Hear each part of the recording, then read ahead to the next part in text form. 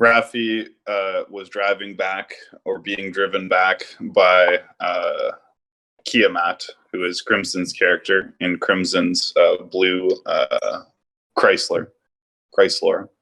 And Raffi currently has about a 3 to 4 inch slice open on his abdomen, on his lower abdomen, which is bleeding pretty heavily into his shirt, and he's in quite a bit of pain because he's been slashed by the the Mexican ninjas, as Crimson called them, the other term, but the Mexican ninjas, quote unquote.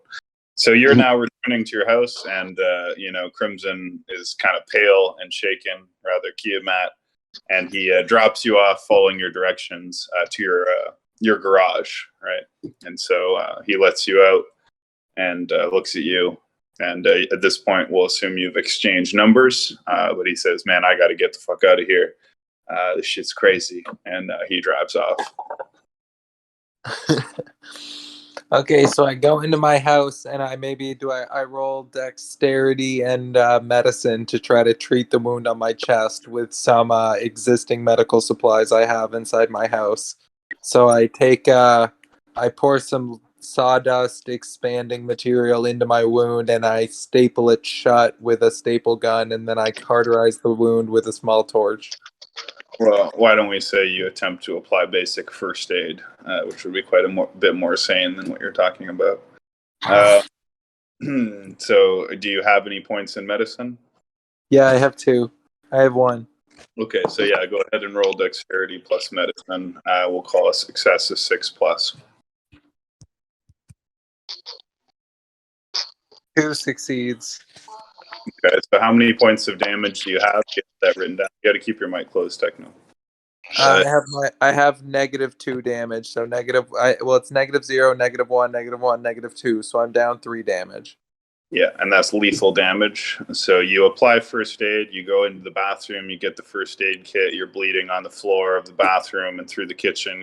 You leave a little trail of blood across the carpet. But you find the first aid kit, you apply some hydrogen peroxide, some bandages, etc., and you manage to seal up about 2 points of the immediate damage, maybe some basic sutures, whatever, some stick sutures, those automatic plastic stitches.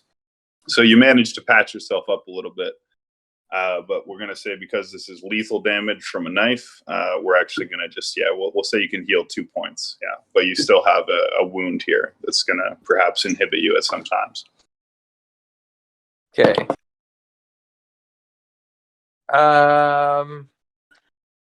So I go back into my garage and I see if I can build any tranquilizer darts out of some darts and a blowhole and maybe some poison or something that I have laying around, if I have that. Well, what you do have is a crossbow, and with your crossbow, you do have some crossbow bolts. So what you could do is put some kind of sedative on your crossbow bolts so that if you hit anybody with them, they will be tranquilized. But if you'd prefer to try and make some kind of blowpipe or something, you could also do that. Well, I'd like to probably do both. I'd like the darts. Oh, well, actually, yeah, let's make bolts that are tranquilizing, and let's also make explosive bolts. But let's try to modify my crossbow into being compactable. So you just said 3 completely different things, but you can only take one action at a time. I want to modify my crossbow to be more compactable by cutting the entire thing into 3 pieces, attaching hinges at those points, and bending it into a compactable piece of something. So you have a concept where you could divide your crossbow into components that have hinges and sort of unfold or refold into basically a cubic square about a quarter the size of the full crossbow. But if you fold it the right way, it either compacts or incompacts into a compact crossbow. So you can attempt to do this. You're going to need 3 successes total to succeed. This is fairly complex work. So we'll say the success rate is 7 or higher. And in order to attempt it, you can roll dexterity or perhaps intelligence plus crafting. So intelligence plus crafting is 66. So roll 66. You'll need 3 sevens to completely succeed. I got 2 successes. Okay. So you're not able to fully realize your vision of a totally compactable crossbow, but after modifying the haft and the stock and the armatures, you managed to reduce its compacted size to about half.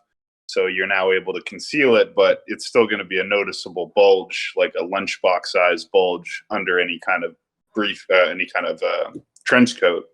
But at least it will no longer have the shape of a crossbow, and you'll actually be able to conceal it or carry it with you in a nondescript sort of black box form, which can then be unfolded into a unfolding crossbow. But it's not small enough that you can actually conceal it. But it folds up like a box shape. Yeah. So I take my crossbow bolts and I apply the tranquilizer I have onto the end of half of my bolts. Okay, so try and roll science plus intelligence to synthesize a tranquilizing poison that you can attach to your bolts using the various chemicals that you keep in your laboratory. You're going to need, again, we'll say 3 sevens for a total success, and you can roll intelligence plus science. I got 3 sevens. All right, so you managed to mix together some GHB that you have from a leftover party with some other sedatives, benzodiazepines, etc. You render them down into an oil. You coat the arrowheads of your bolts with that oil, so you can be pretty confident that even if you shot someone in the leg or so forth, it would pretty quickly release a substantial amount of some kind of sedative drug into their system, which would have an additional knockout effect. But also, this is a crossbow bolt, so if you shoot someone with this, they're going to also be bleeding and pretty fucked up. But you can also tranquilize them as well. You have enough of this for 3 arrows. You synthesize 3 shots worth of this. Okay, I take the rest of my arrows and I attempt to make some sort of bomb arrow out of them. So at this point, you've been working in your laboratory for about 2 hours on producing the crossbow. You're pretty quick, and you spent about an hour working on your chemicals and adhesing them. You're starting to notice your hands are beginning to shake. You haven't had a drink in at least 4 or 5 hours, and you're going to need to roll an alcoholism check. And at this point, you're going to need a 6 or a 7 or a 6 or higher. Otherwise, you're going to need a drink. At this point, your hands are too shaky to work any further otherwise. 7. You rolled 7? Yeah. Okay. So, you're craving a drink. You're a little stressed. Your hands are shaking. But you're able to resist the craving if you wish and attempt to do one more task. Yeah. Okay. So intelligence plus crafting to do the bomb. Assuming you have basic materials and you realize you really only have basic materials, but you look around and you find a camp stove and you realize you could take the Coleman camp fuel thing here and you could kind of modify that compressed gas into a crude grenade-like attachment that you could attach to the top of an arrow and make a single, incendiary round for your crossbow. You're going to need, we'll call it 2 sevens or above. Okay, intelligence plus crafting. Mm-hmm. I got a 7 and a 6. All right, so you're not able to pull it off exactly the way you wanted. It's a little bit clumsy, this thing. You basically just welded the Coleman camp stove fuel to the tip of the arrow, and your theory is when this hits your opponent, the arrow should puncture the Coleman stove and probably ignite it, but it's a pretty cumbersome projectile. Nevertheless, if it works right, you're pretty confident it might explode. Mm-hmm. However, at this point, you've now been working for 4 hours in your laboratory, and your hands are beginning to uncontrollably shake, and you're beginning to crave a drink pretty severely. So unless you want to expend a willpower point, you're now going to need a drink. You can't focus on anything else. Yeah, okay. I pour myself 2 shots of the rum that I have, and I put the rest of it away, except for the little bit extra that I put into some of my flask, and I take 2 shots of my rum. So the drink you got from Mrs. Valencourt, do you mean? Yeah. Okay, so that's Cavassier, which is, I believe, a high-quality brandy, but it is a brown alcohol. So you take 2 shots, it's a very high-quality drink. It soothes you and relaxes your shaking hands. And you feel that, you've accomplished a lot, but at this point, the pain in your wound is pretty intense. The alcohol takes the edge off, but you realize that you are an old man, you've been stabbed, and you've been drinking and working hard, and you're exhausted. So you wander over to your reclining chair and you flop into it and very quickly fall into a deep sleep. And everything fades to black for you. Mr. Techno Shaman, are you ready for your turn? Yes. Yeah. All right. So you awaken on your sleeping mat inside of the comfortable confines of your cave in the Central Park region of the Vancouver area of Greater Cascadia in the year 2030. You have found yourself isolated and hidden away little cave on one of the outskirts of the park, on the tree line beside the river in this big, spacious green space called Central Park in the heart of the Vancouver region.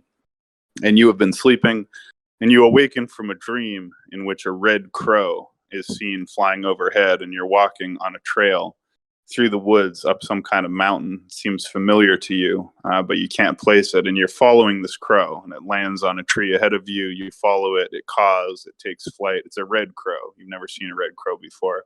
So you follow it. You know this is very important to you. You're following it up the mountain, up the mountain, up the mountain. And finally, you get to the summit of the mountain, and the red crow looks at you, and it also has red eyes, crimson eyes, darker color than its red feathers. And there's just a moment where you look at it and you feel this sort of overwhelming sense of mystery and meaning. And then you awaken with sort of an ambiguous feeling of both excitement and anxiety as the dream fades away and you find yourself in your cave in the middle of or on the outskirts of the Central Park.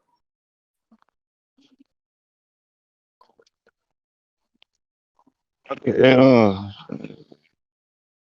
Dream such as that tends to signify, especially when having such an impact, and I should pursue it further, so I gather up some basic materials um, to start exploring new locales, and head off into the deeper wooded area of said region.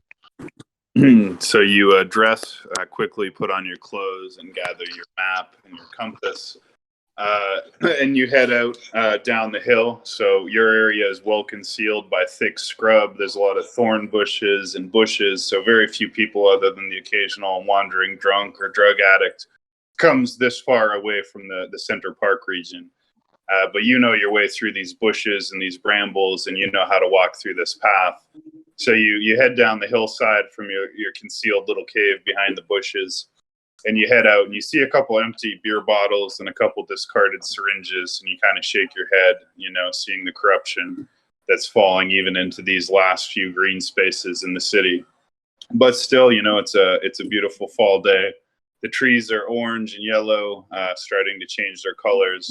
You even see a couple little rabbits jumping around, running around looking for food, trying to fatten up for the winter.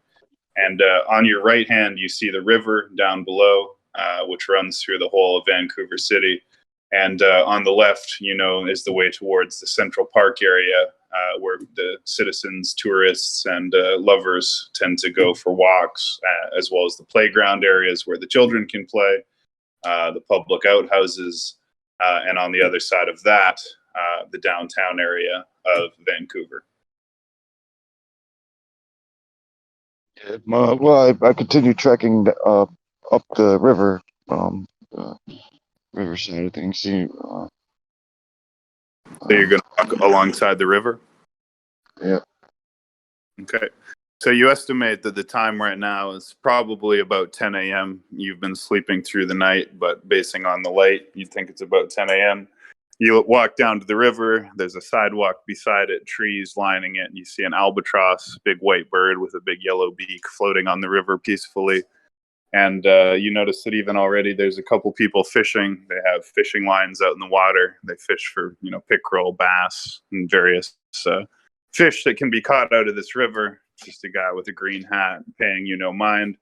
You get yourself on the sidewalk and you start walking towards the French Quarter of the city and the main gate bridge that crosses from one side of the river to the other. You see a attractive young woman in a windbreaker jogging, green windbreaker. She kind of smiles at you and nods as you pass by, and you're walking down the river.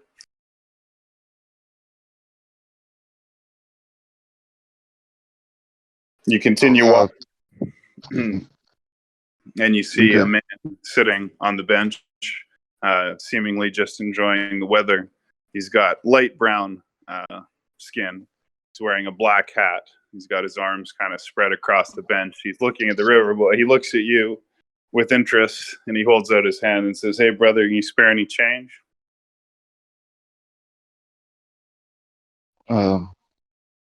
And given the hermit type living situation, I tended to avoid the outside realms of finances and whatnot. But I ask if he could use some help in other ways, or if he needs help finding food, or if he would like help in medicine wise or whatnot.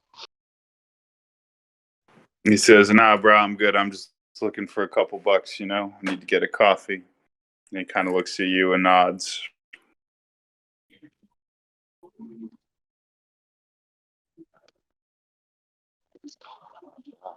So you can continue on your way, or you can interact with him in any way that you want.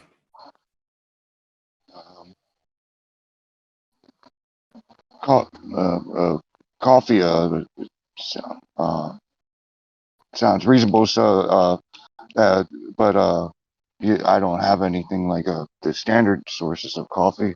So I go into an apothecary. I ask him if he's interested in very apothecary side means of stimulation for the day, such as Mormon tea or something of the likes. We offer to set up a kettle nearby. So you're offering to make him a drink? Yeah. All right. He nods. You got something? I mean, I'll take anything you got, man. So if you want to try to use your skill here to create some kind of beverage for this homeless man, you could roll perhaps, let's look at your stats in the Dungeon Master chat. So you have in the werewolf chat. Let's see here. So you could roll perhaps probably anything like, the question is, do you have material on you, or are you trying to like scavenge something up? Do you have I usually carry a base apothecary. So do you have herbs I've gathered in there area. Do you have any points in craft or in medicine? Yeah, I have points in medicine and crafting. Which one is highest? Why don't you roll medicine? Roll medicine plus wits, medicine plus intelligence. One of those two, in order to create some kind of beverage for this man. So I need to roll. So it knocks it back from 7. So first of all, what is your wits level? My wits is 3. Okay, and what is your intelligence? I said that I'd put some of the extra points there, so the 3 thing for that. So you're going to roll 3 for wits, we'll say, plus your medicine. So that's a total of what, 6 maybe? Yeah. Yeah, it's 3, and then You're gonna one. Go to the dice rolls channel. which is just above us, a few chats. Okay.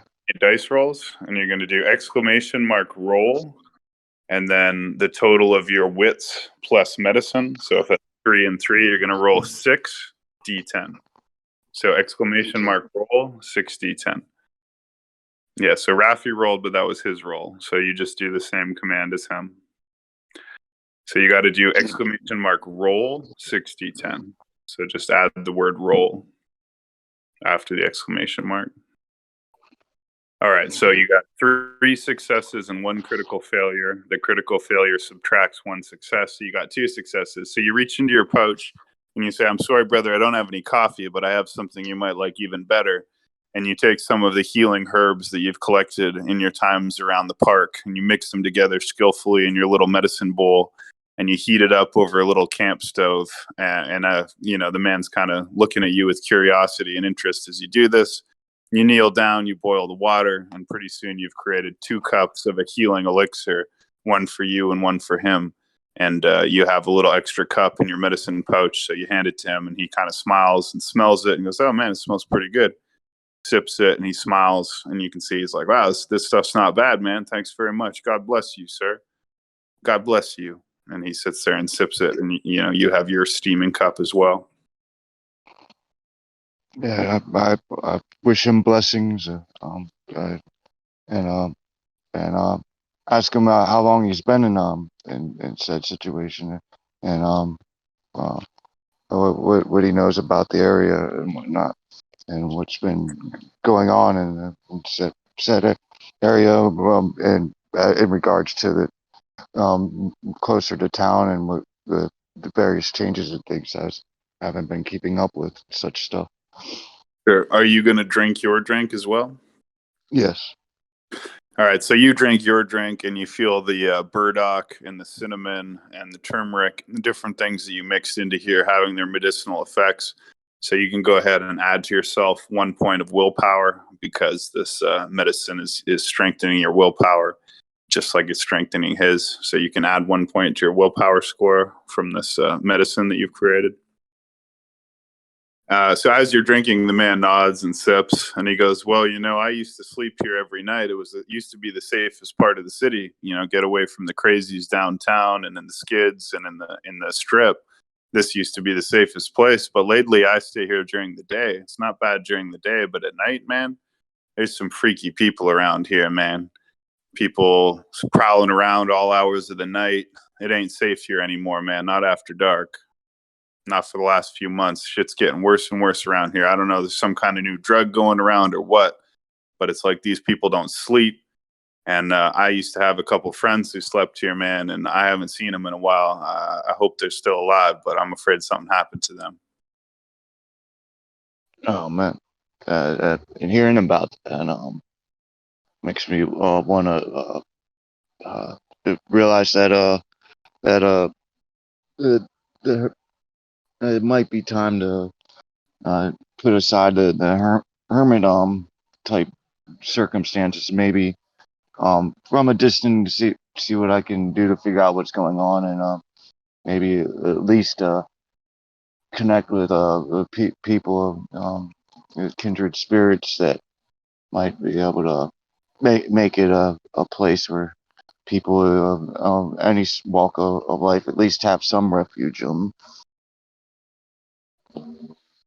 The man nods and he goes, "Yeah, there's still a few hardcores hanging on over that way. They call it the shack. There's a little group that's banded together over there, but I don't like to stay there because those guys are crazy. They're on meth all night. They stay up there all having sex and doing drugs and shit. But I guess there is strength in numbers, man. But I'd rather take my chances in other parts of the city these days. There's something not right about these woods at night, man. I'm telling you, things are getting dark in this city lately.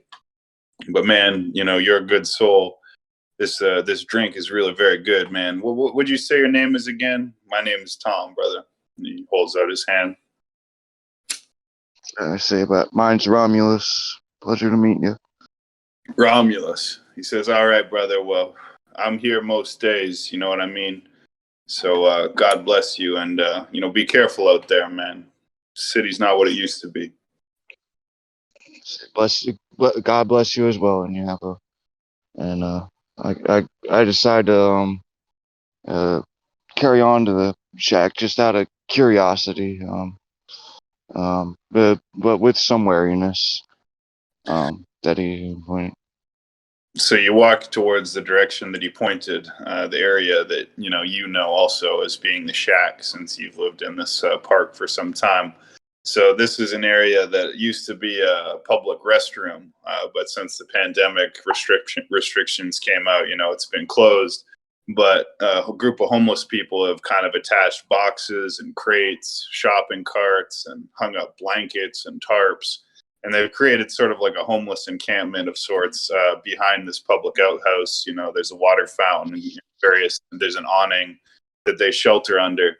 And so as you approach, you see a girl, maybe about 26 years old, wearing like a dirty green tank top, exposing a lean stomach, and wearing a backwards olive green hat. And she's kind of rummaging around in a garbage can. You see a man sitting on a crate, smoking a cigarette and just staring off into space, kind of scowling. You see one person who's trying to seemingly whack dust off his tarp, but he's just kind of crazily hitting the tarp with the top of his hand. Doesn't really seem to be accomplishing much. Seems like maybe he's on drugs.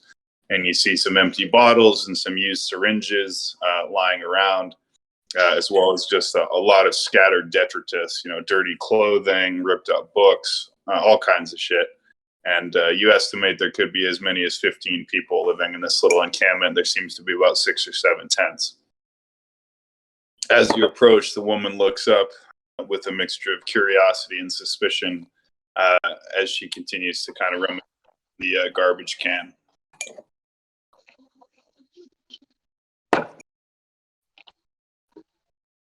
So you approach. She's looking at you. The man's still staring off into space, not paying you any mind. Seeing that you don't respond or say anything, the woman looks at you and goes, "What's up, brother? You lost?" I say, not quite lost, but trying to gather information on the current state of affairs. Since I'm normally more distant from the town and what the goings ons in regards. Okay, so you're going to go ahead and roll a perception check. So just roll the number of d10s equal to your perception score. Okay. Hold on. I'll set for that. Okay.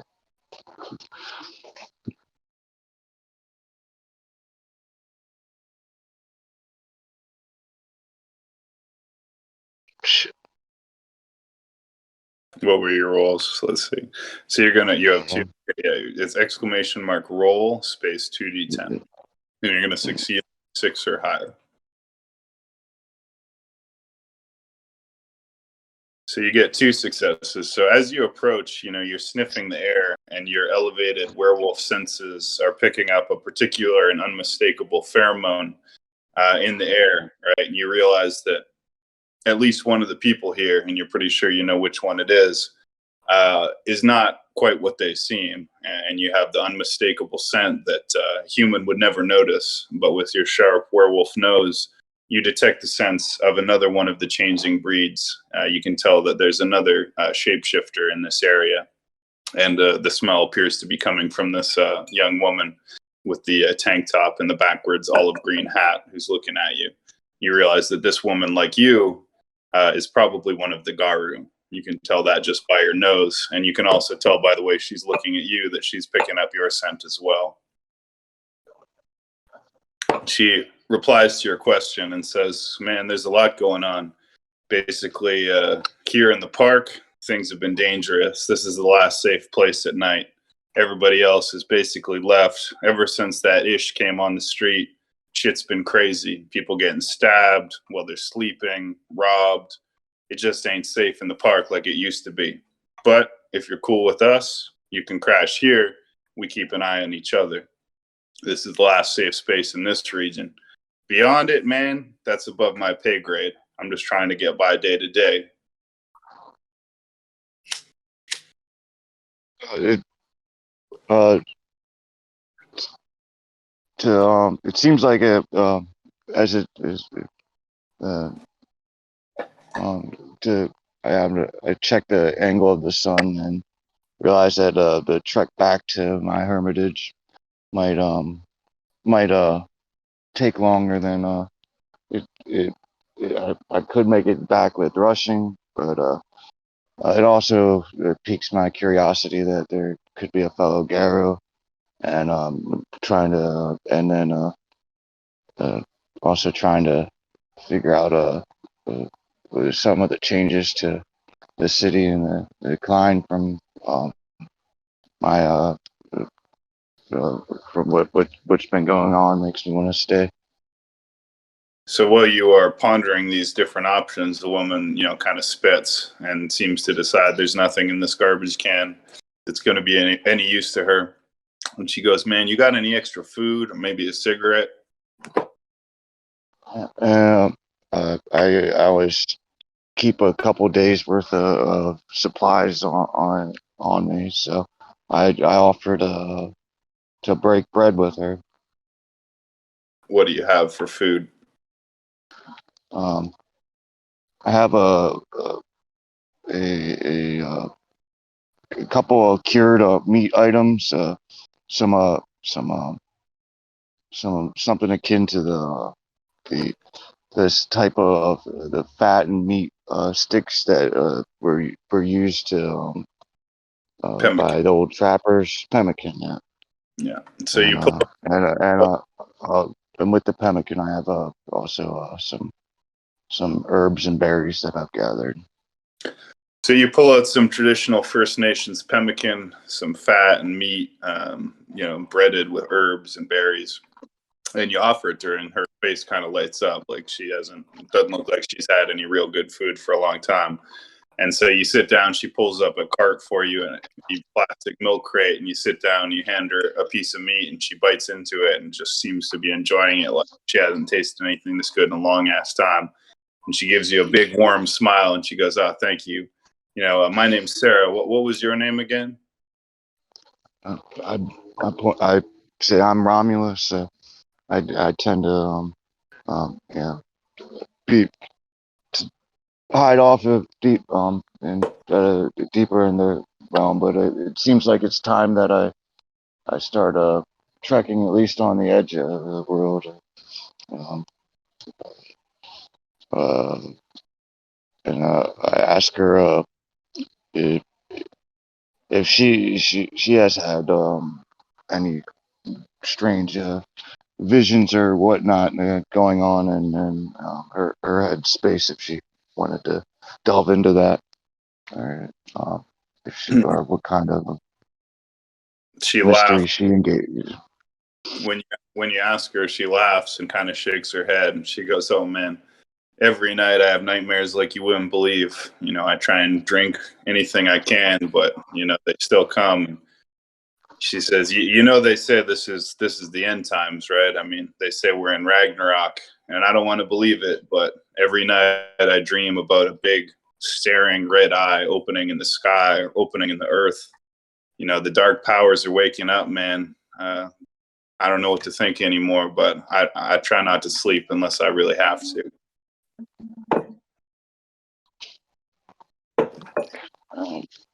Um, I recognize it, and just through the line with the other conversation I heard earlier, it just seems like the situation is getting serious. So, as far as the end times concerns are, and I'm just like,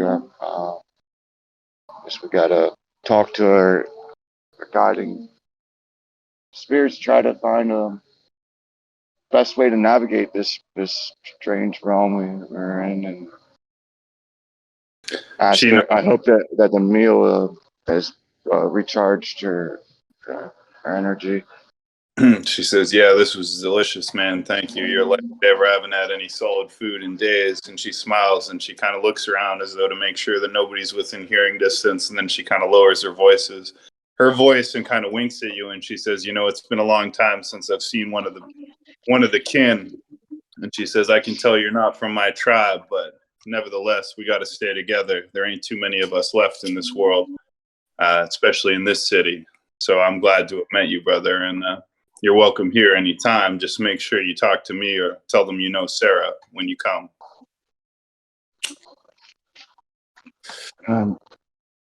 I thank her, and again, and figure out figure out a good place among the in their encampment that has lines of sight, and try to set up a little just set up in such a way that I could hear people coming if it case by surprise, and try to, and then wi- wish all good spirits well, and hope we can got get through said times, and just sleep with one eye open, but sleep relatively okay. So you say your farewells, and you put your back to the public restroom wall, and you have a clear view of the river walk and the woods. There's a clear area here, and seems to be fairly secure. And we'll pause your story there. You know, your little story fades to black as you're hanging out with Sarah, and we'll go back to that.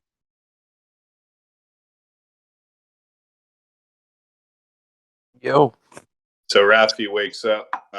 He's still got a throbbing feeling in his cut on his stomach. It seems hot, and itchy a little bit, and it hurts like a mother. But you wake up on your leather chair in your garage, and you hear the sounds of your family in the kitchen again. You're not sure what time it is. It's dark in your garage. You also see the red light blinking on your message machine, indicating someone has left you a phone message. But your connection to intergalactic MIT is blank. There's no white static orb indicating that you're not currently getting any transmission from galactic MIT. I check my messages.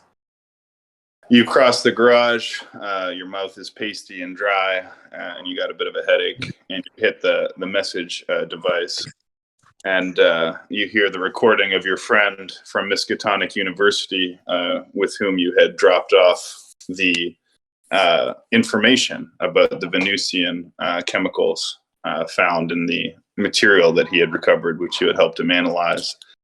And he says, "Sanchez, you're a genius, but the information you've given me has raised more questions than it's given me answers. If I try to publish this without proper backing, I'm going to be laughed out of academia.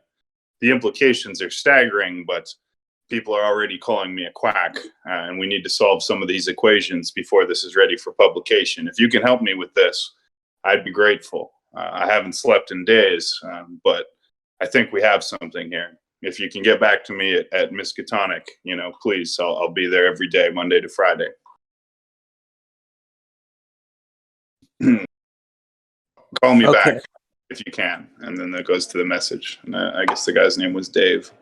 It was Tom, wasn't it? Sorry, I used the name Tom twice. I can't remember who the other guy was. The homeless guy, Tom. But regardless, you can have two Toms. Oh, okay. So I can go back to him whenever. Do I have any way of contacting the Arts family? Which family? The family that hired me, behind the gold #1 door. So that's the Valencourt family. The woman that you met is named Lucille Valencourt, and you do know where her you do know where her art gallery is and where her office is. So you could always return to her there if you wish to speak to her or one of her representatives. But you realize she didn't give you any phone number or anything like that. I see. And I currently don't have a car anymore. All right, so I guess I'll go see my family and try to find Dwayne, see if I can get his car.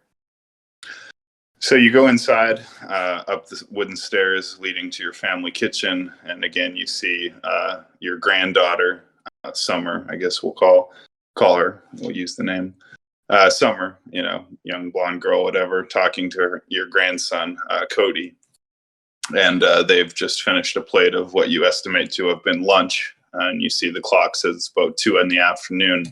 Dwayne and your daughter are nowhere to be seen, however. Huh. I guess I approach Summer and Cody and I ask them how what they're doing. They look at you, and Summer goes, "Hi, Grandpa. We just ate lunch." You realize it's Wednesday, 2:30, in their home because currently the high schools have been closed due to the new pandemic restrictions for the last couple months. They say they just have homework and schoolwork to do on their computers after lunch. I asked Summer if she would like to help Grandpa drive around the city today. She goes, "Well, I have my learner's permit, Grandpa, but Mom and Dad took the car and went to see the Mortensons on the other side of town in the gates, so we don't have the car isn't here." I tell her that I was thinking about stealing a car if she'd like to help me. She laughs nervously and looks at Cody, who looks at her with a mixture of amusement and anxiety, as though they're both not sure if you're joking or what, which, to be honest, is your whole family's usual expression when they talk to you, as they never quite know what to expect. And she laughs and goes, "What are you talking about, Grandpa?" I say stealing a car is the only option at this point. I can't afford it, and I need to get around. Honestly, a getaway driver would be good in the act.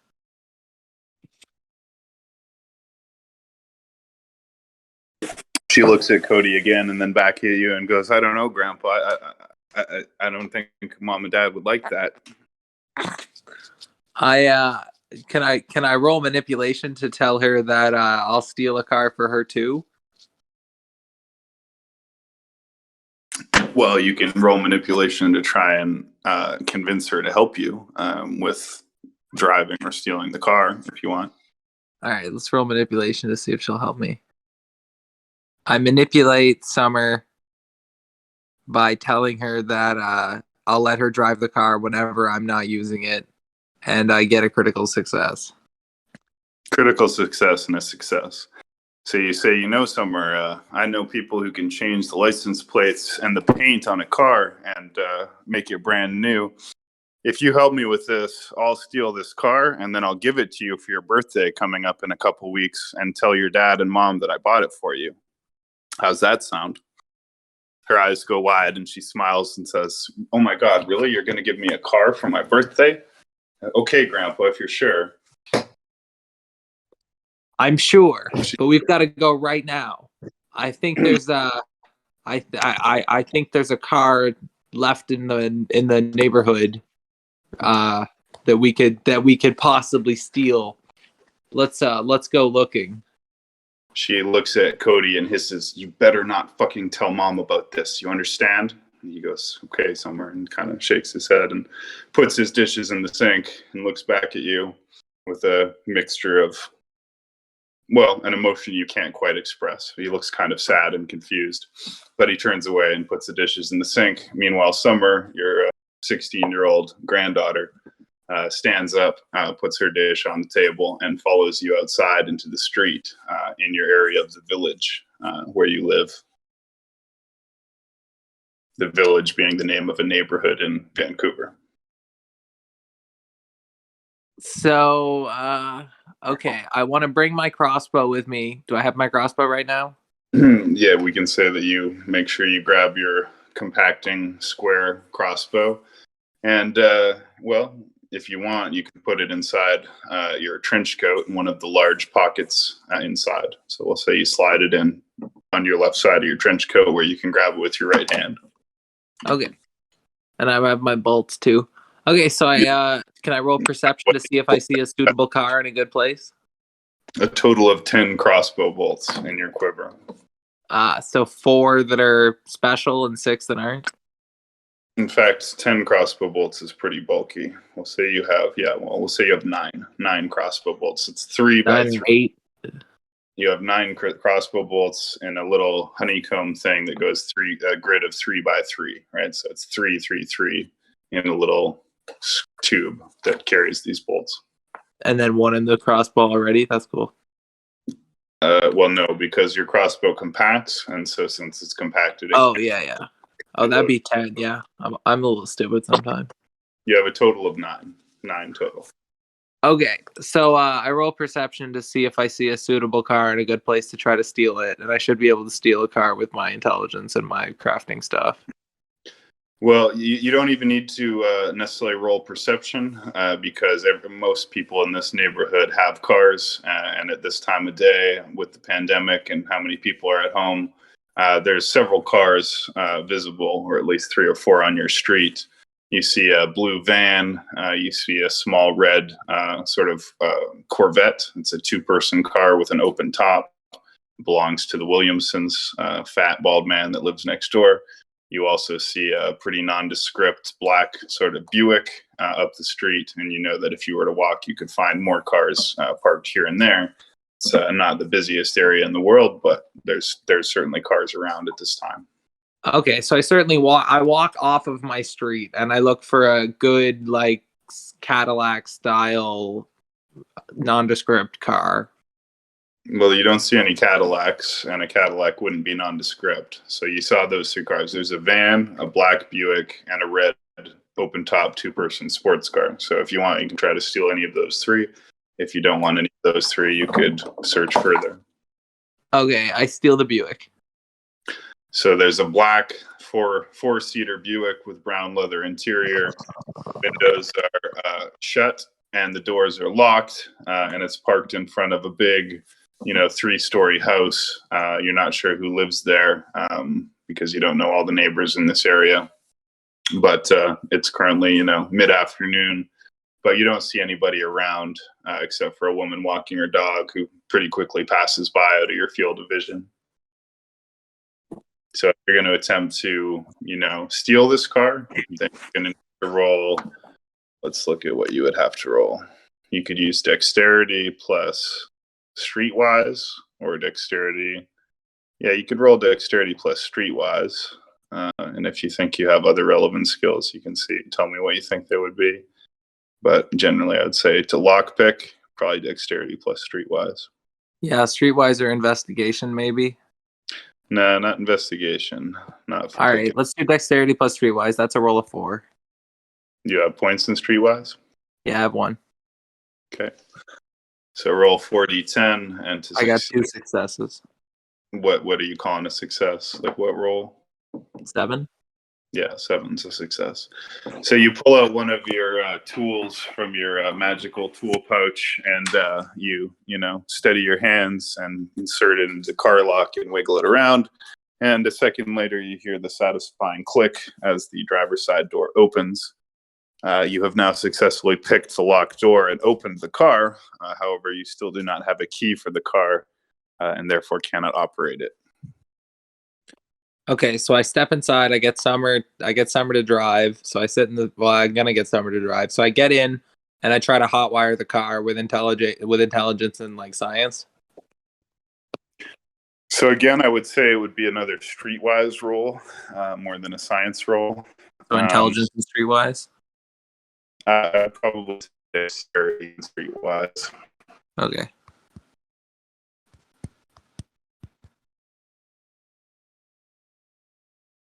Jeez, 5 success. 5 success. All right. So you are, easily able to insert the same multi-tool into the key slot on the wheel and activate the car. You have successfully hot-wired this car, so to speak, and the engine turns on, and you leave your magical clamped lockpick inside. So you now essentially have a permanent key for this car. Oh, nice. Okay, well, I guess I get my granddaughter to drive and I head towards the University of Miskatonic. So you say, take us to the campus, and she knows the way there as she goes there for some of her sports classes and gymnastics and so forth. So she drives past the various districts of the city. You pass the highly elite, wealthy area called the Gates, the Arts and Culture Center called the Lights, the Riverwalk, where you were recently stabbed, and some of the other regions as you leave the village. And pretty soon you come to Miskatonic University, and you park and you see the familiar overweight black valet who comes out of his little booth, takes your keys, give you your ticket, and parks your car and gives you your little slot. And you see the traditional sidewalk leading up to Miskatonic U, with the students, milling about, talking in the quadrangle area in the middle, and the general bustle of the campus, which, despite the pandemic, is still pretty active. I head up to Tom's University with my granddaughter. So you go back to the quantum materials engineering department, following the various Byzantine walkways and labyrinths of the huge Miskatonic campus.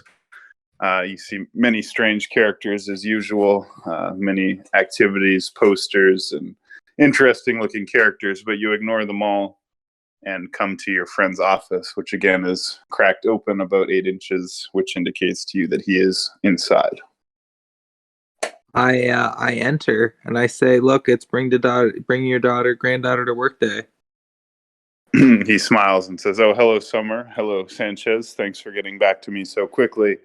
I've been poring over my notes ever since you gave me the information about the Venusian biosignatures and the quantum materials substrate that we were analyzing, and it sounds crazy, but it makes sense. The only way the atomic composition makes sense is if at least some of these materials are xenological in origin.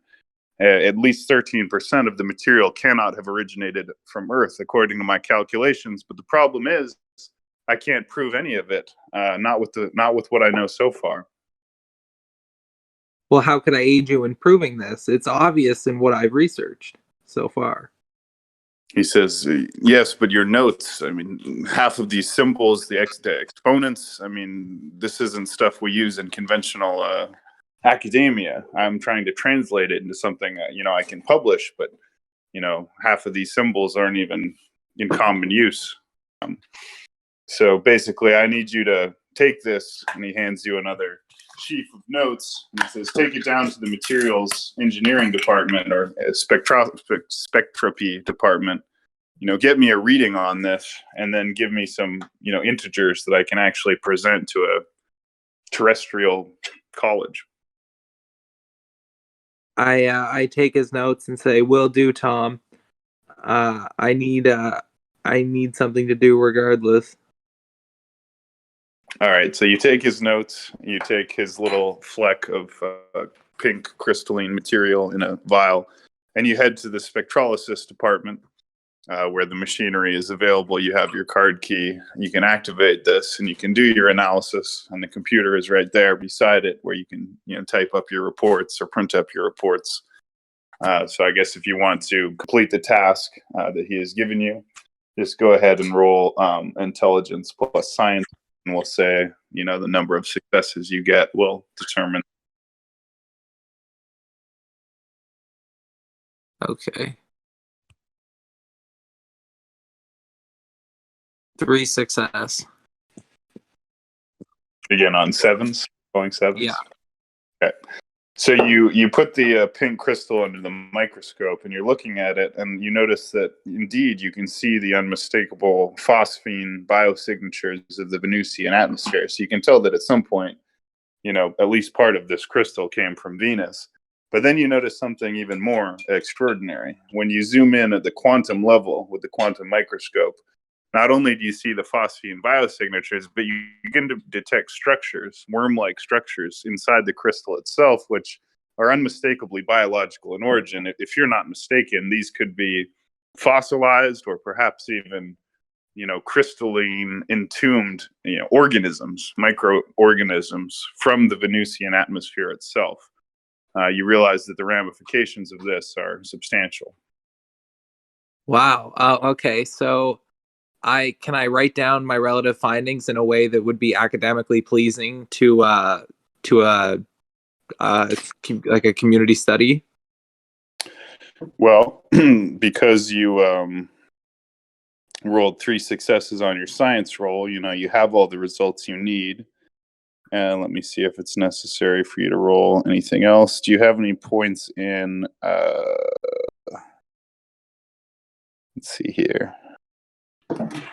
I mean, I suppose if you have any points in linguistics, or you could roll a science roll if you want to turn this into if you want to write your own published report on this. But you could also just print up the results and the images and bring them back to Tom.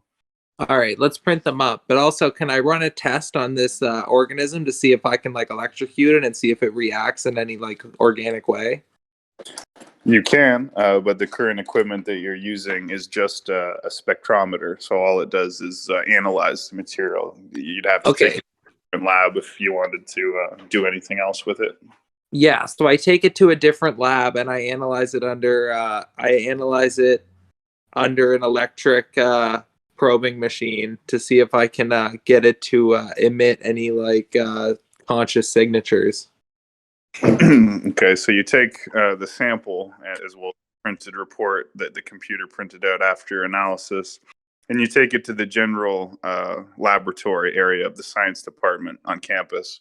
You find yourself a free workbench. You put it there, and you take an electric solderer or whatever, and you begin running low currents of electricity through the crystal, and gradually increasing the electricity as you're looking through the microscope and looking at the little worm-like structures embedded in the pink Venusian crystal.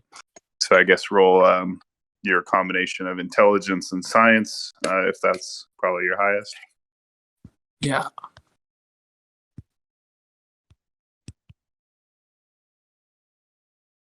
Three succeeds and two success.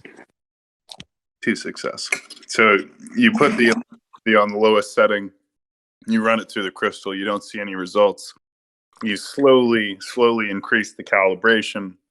You turn the magnification of the microscope up and down, trying to get a clear focus.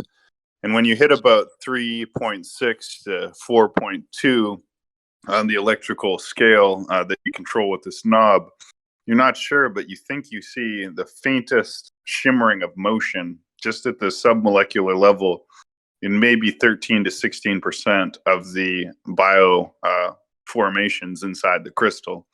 It seems like there may be at least the hint of something active or viable in at least some of these structures. Wow. Okay. So I guess I take I record these findings as well, and I bring it all to Tom. And when I walk into Tom's office, I say, "Tom, I've got a lot to tell you, and I also want a sample of this for myself."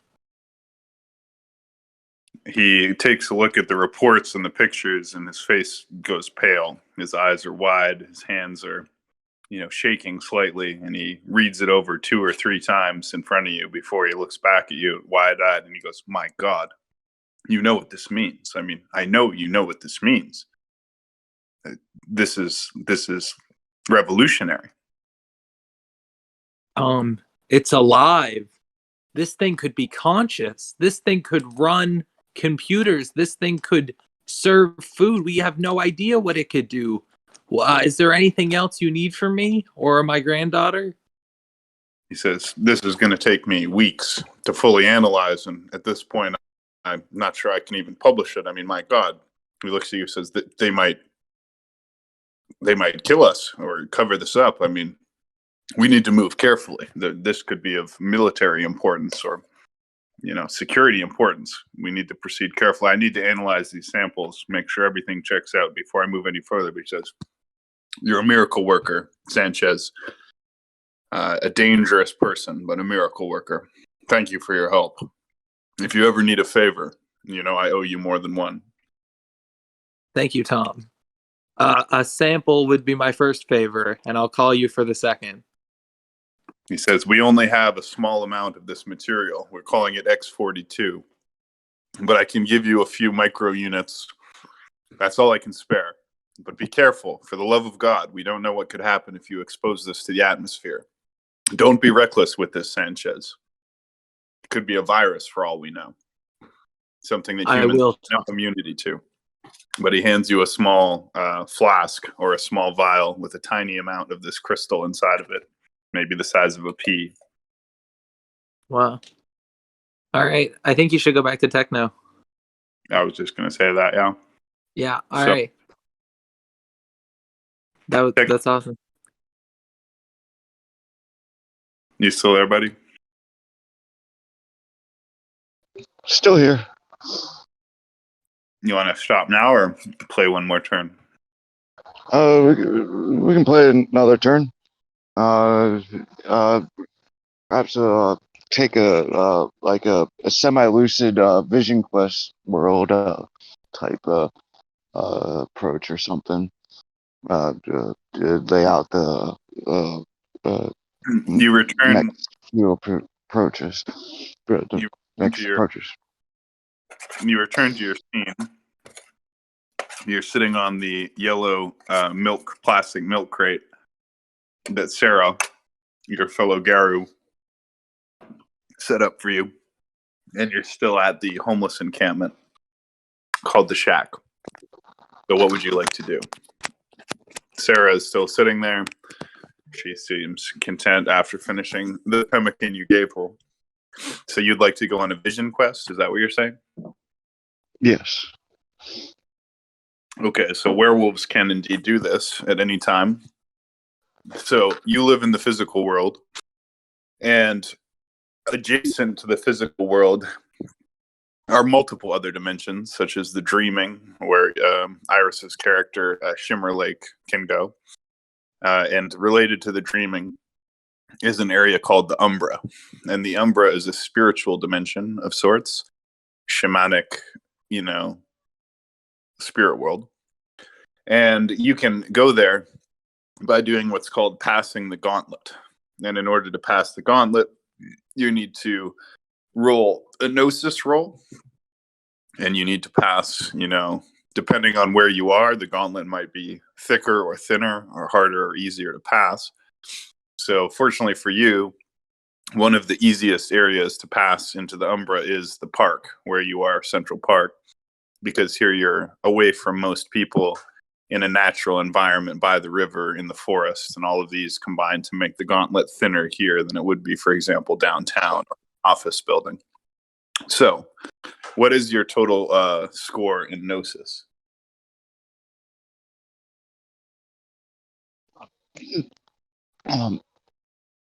No,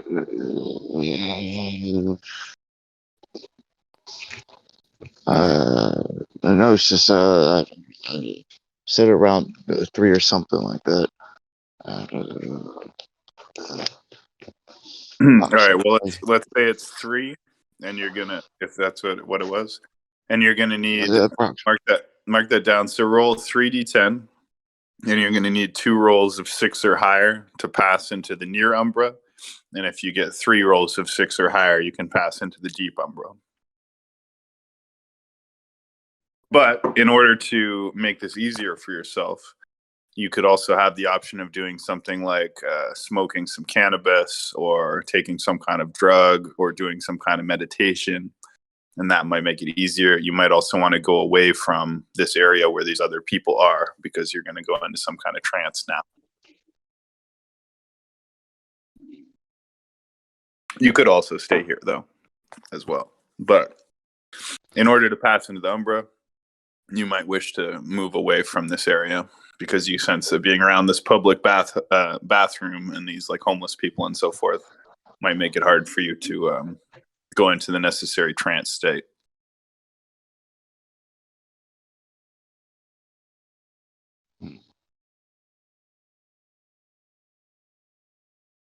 So how do you? There's a premonition aspect that says that circumstances are certainly implying a shift of some sorts to the current realm where the pieces seem to have moved, and I utilize a um, a way a slight tonic that I improvise to with the shifting realms and other aspects of this various realms. So some uh, so, yeah, the gnosis is What are you doing right now? What free. are you trying to do? Um, I'm trying to find a type of bridge. So I want to see, because I'm investigating the what's going on with said realm. I need to form a bridge, so I don't want to go too far away. But I'm trying to dive into a certain degree of umbra that leaves me with a degree of awareness. So I'm sorry, So you're going to try and pass into the Umbra? yeah. Okay. So then the gnosis I think So was 3. I can decent, yeah. yeah. What did I do? Gnosis. Whoa. Oh yeah. Oh yeah. Uh, oh shit! It was 6. I forgot I put a bunch of points on that. Never mind. I underestimated that.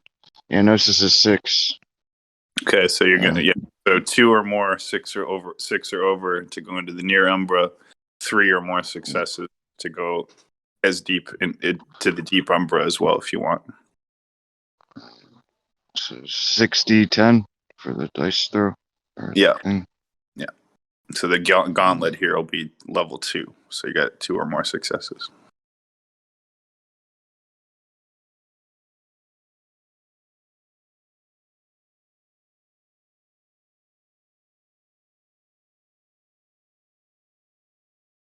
That's a different kind of gauntlet there.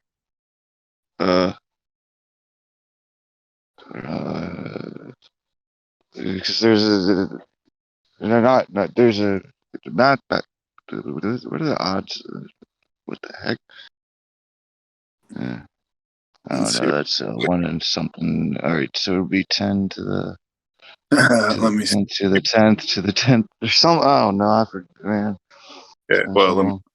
I can He look has 1 success above 7. So dice rolls. Wait.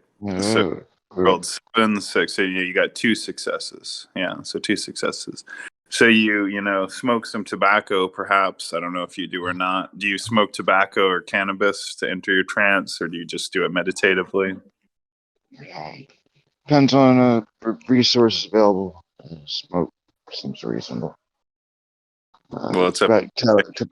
Tobacco. All right. If you want, you can say you have some tobacco. You can say you have some weed. It just depends, like how you go into your trance state here. What do you do? But it was sort of actual. It's more an improvisational sort of.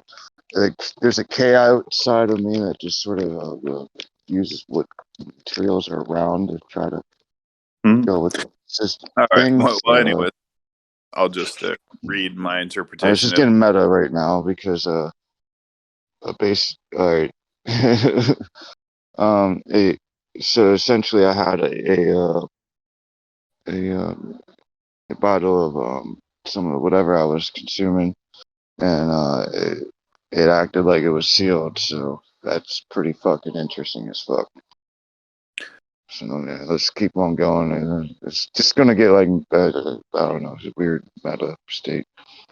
Let's Anyways, you lean against the public restroom wall, sitting on your crate, and you maybe smoke a little bit of a cigarette that you have, and you breathe in the smoke and breathe it out, and look at the curling of the smoke, and you drink a little bit more of your medicinal tea, and you relax, and you begin breathing in and out, and trying to tune out everything around you and focus on your third eye. And you successfully slip into the near umbra.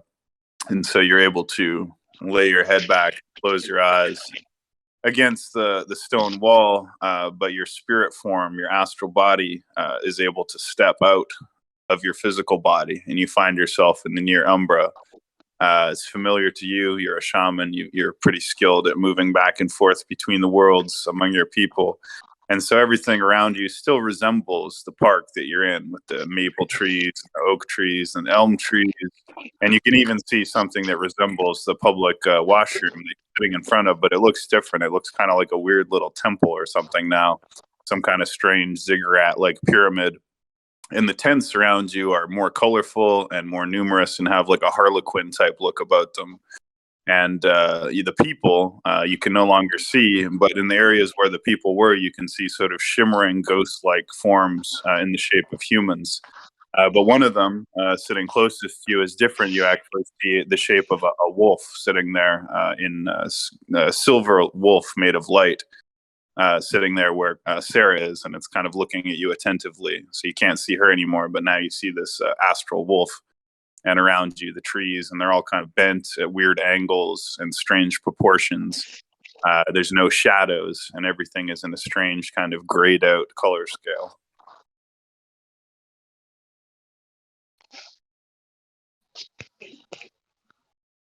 And you yourself are in your astral form now.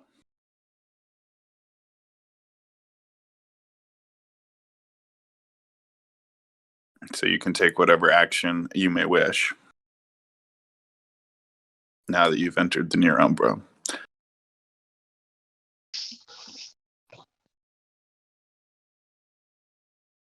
You still there, Techno? I'm still there. So now that you've entered this spiritual realm, what do you wish to do?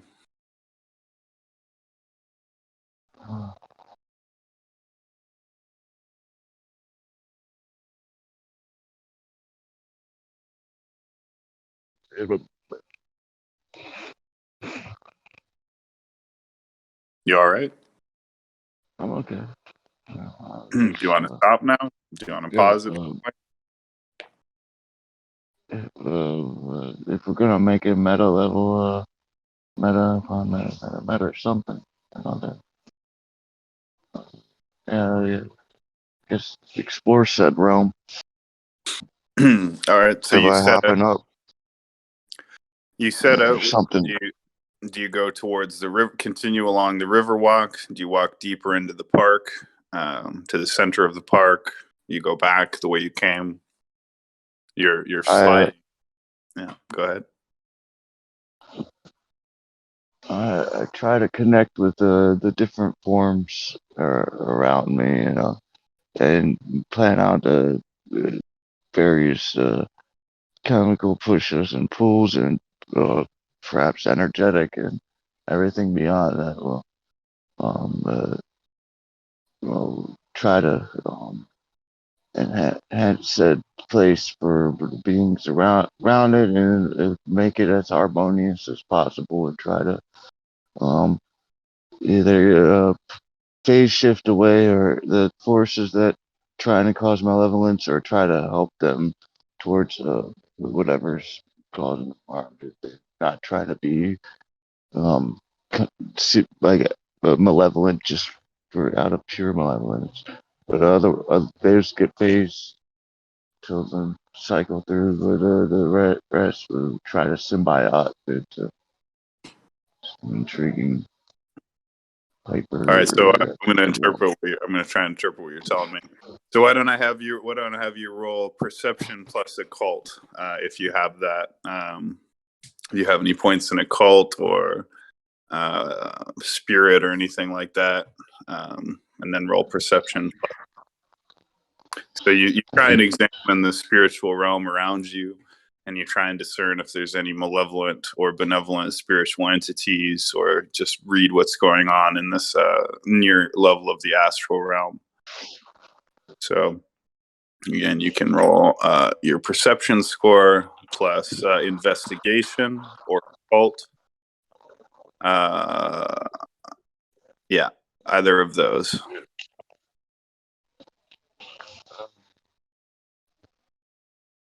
I'll roll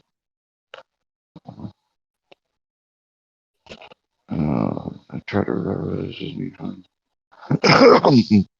Sorry, I think it's about a 4 perception and 2 cold. I'd have to double check, but um, uh,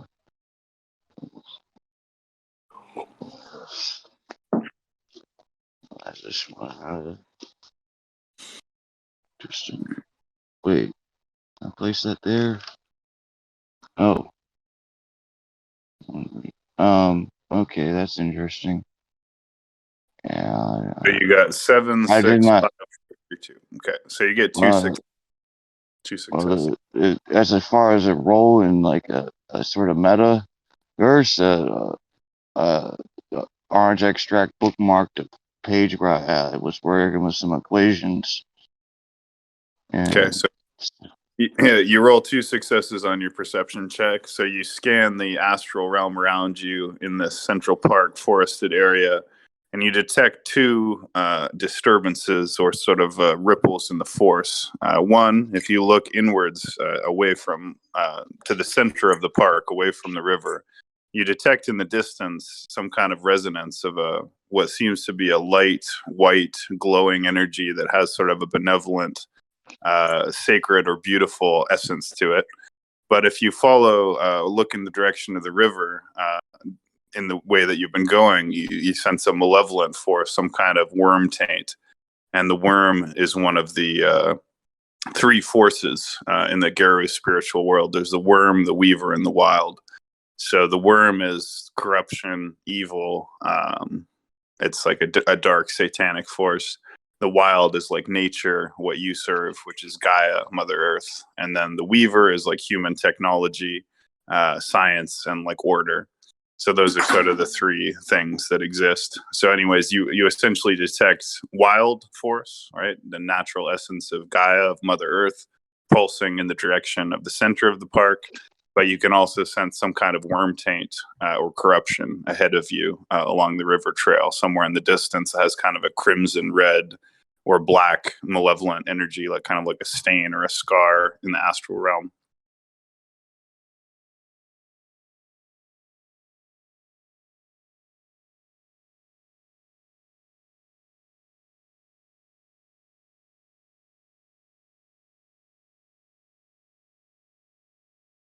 well, try to uh, Eli said the aspects to figure out a way to navigate through. Said worms or whatnot to maybe even interact with the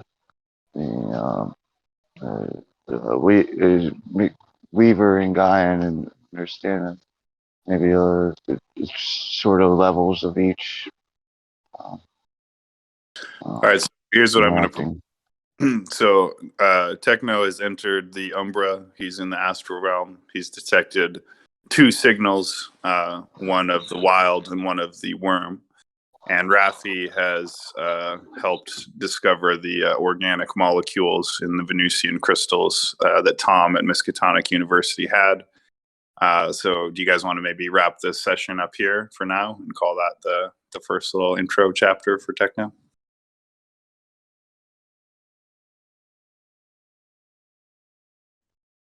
Yeah, I think that's a good place to stop too. Okay, great. Well, thanks for playing Techno and Raffi. Yeah. Thanks, And Techno. Yeah, then thanks, Shogun. That was fun. so we'll